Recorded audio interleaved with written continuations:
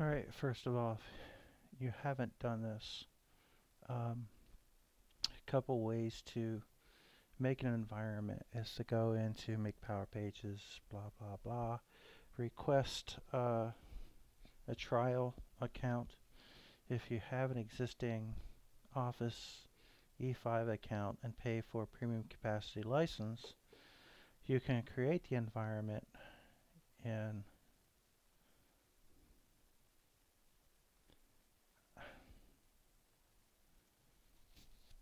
Power Platform. This is what I did.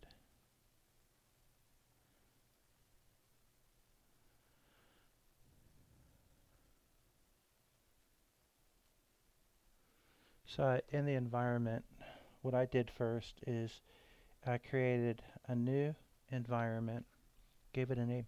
I've got a premium capacity or premium Dataverse license, so I'm able to create a bunch of environments. This is a SharePoint team where I have an app in, therefore it created an entire environment for it for the Dataverse in Teams. Um, my default environment with my regular Office license, and then the rest of these were set up by me. And then this one, I've gone through so many Power Pages sites that I finally cleaned them all up, got rid of them all, and started from scratch. So click on New Environment, give it a name, make sure that it's not managed, because what you're going to see here is we're going to have a developer type where we can make the edits. And then when we're ready in Power Pages, we're going to say, I'm ready to move this into a production environment. So what you'll end up with, kind of like what I do in my Dataverse, is I have a dev sandbox and a production. Some people have tests. And I have this host environment that facilitates moving an entire solution from sandbox when I'm done developing it into production, where you can't make edits in the Dataverse tables or the apps. You have to go back into the dev environment and pipeline it up. The same thing is kind of true now. There's a little bit of difference here between Power Pages and the regular Power Platform Dataverse here with model-driven apps. Although it's model-driven apps in um, Power Pages, the permissions are slightly different, as you can research and find out yourself. Anyway, give it a name, group, if you want to assign it to a group. Like I said, make sure that your developer environment is not managed. And when we're done and ready to move it to a production environment, it will be managed. This is important. Make sure you select the developer here. If you use the make at Power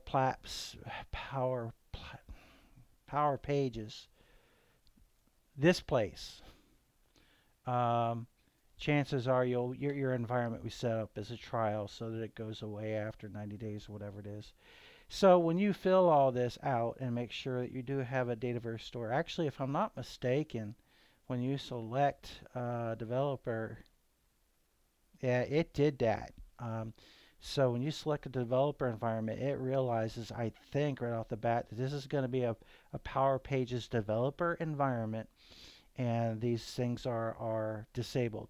Once you complete this, the next page takes you to another whole thing over here. The key thing, it wasn't intuitive to me, is there is a little thing for URL in there. Please take the time to click on the thing that says URL, and it expands into a little text box for you to put the name of um, that environment um, in there, so that it's got the CRM and everything you'll see shortly.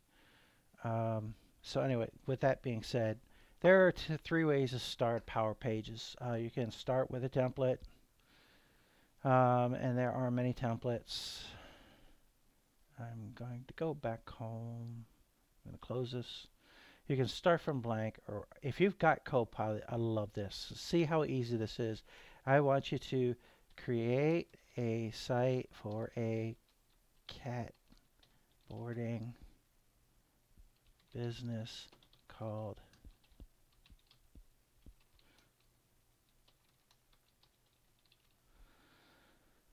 pretty simple. Here's some examples up there. So I'm going to drive this thing. And 3 panes, 3 steps. Um, it's going to name it that. Default language. You can say, yes, I like this or not, or try again.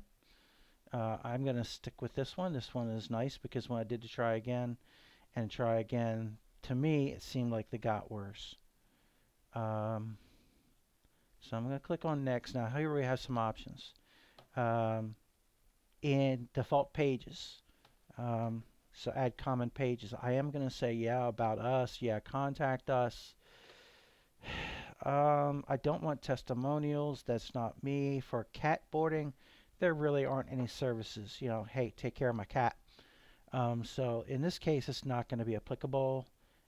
Gallery, sure, I could do that. Why not? You know what? It's just going to create a page I may not use, and it's easy to delete that. And I'm going to say go ahead to the FAQ or FAQ, and then say done. Now it's going to take a minute or two, 2 minutes probably, to develop the page. And then once we get there, again, if you went the route I made, when you launch Power Pages, make sure you select the correct environment because it may take you to something else. Especially in my case where I deleted many, the remnants in the back. I'm going to enable this. Go ahead, turn it on.